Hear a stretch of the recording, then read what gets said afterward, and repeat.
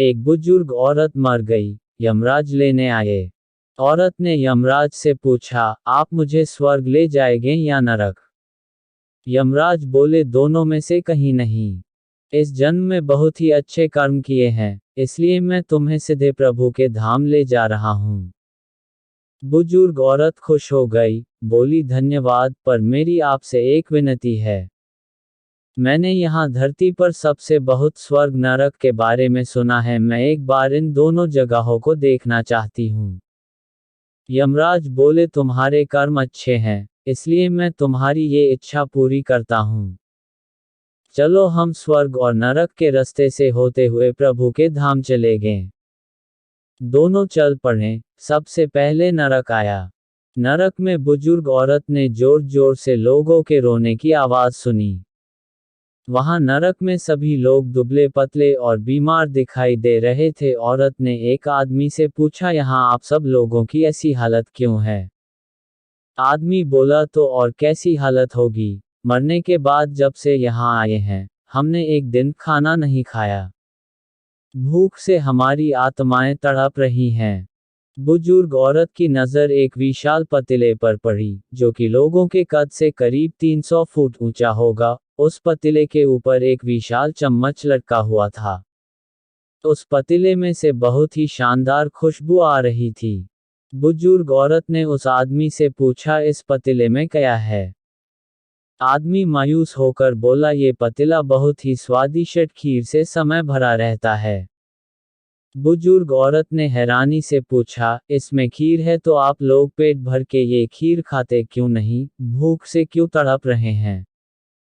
आदमी रो रो कर बोलने लगा, कैसे खाएं, ये पतीला 300 फीट ऊंचा है, हम में से कोई भी उस पतीले तक नहीं। बुजुर्ग औरत को उन पर तरस आ गया, सोचने लगी, बेचारे खीर का पतीला होते हुए भी भूख से बेहाल हैं। शायद ईश्वर ने इन्हें ये ही दंड दिया होगा। यमराज बुजुर्ग औरत से बोले, चलो हमें देर हो रही है। दोनों चल पड़े। कुछ दूर चलने पर स्वर्ग आया। वहां पर बुजुर्ग औरत को सबकी हंसने खिलखिलाने की आवाज सुनाई दी। सब लोग बहुत खुश दिखाई दे रहे थे। उनको खुश देखकर बुजुर्ग औरत भी बहुत खुश हो गई। पर वहां स्वर्ग में भी बुजुर्ग औरत की नज़र वैसे ही 300 फुट ऊंचे पतीले पर पड़ी जैसा नरक में था। उसके ऊपर भी वैसा ही चम्मच लटका हुआ था। बुजुर्ग औरत ने वहां लोगों से पूछा, इस पतीले में क्या है? स्वर्ग के लोग बोले कि इसमें बहुत टेस्टी खीर है। बुजुर्ग औरत हैरान हो गई, उनसे बोली, पर यह पतीला तो 300 फीट ऊंचा है, आप लोग तो इस तक पहुंच ही नहीं पाते होंगे, उस हिसाब से तो आप लोगों को खाना मिलता ही नहीं होगा, आप लोग भूख से बेहाल होंगे, पर मुझे तो आप सभी इतने खुश लग रहे हो, ऐसे कैसे? लोग बोले, हम तो सभी लोग इस पतीले में से पेट भर के खीर खाते हैं। औरत बोली, पर कैसे, पतीला तो बहुत ऊंचा है। लोग बोले, तो क्या हो गया, पतीला ऊंचा है तो यहाँ पर कितने सारे पेड़ हैं।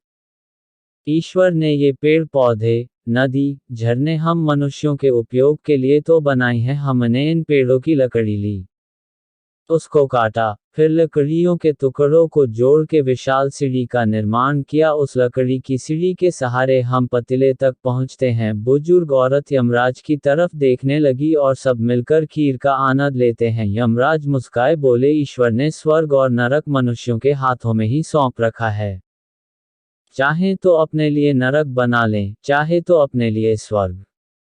ईश्वर ने सबको एक समान हालातों में डाला है, उसके लिए उसके सभी बच्चे एक समान हैं।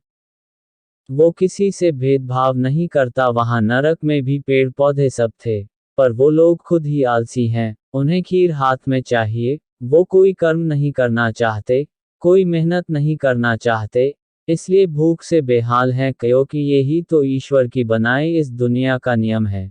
जो कर्म करेगा, मेहनत करेगा, उसी को मीठा फल खाने को मिलेगा। दोस्तों, यही आज का सुविचार है। स्वर्ग और नरक आपके हाथ में है, मेहनत करें, अच्छे कर्म करें और अपने जीवन को स्वर्ग बनाएं।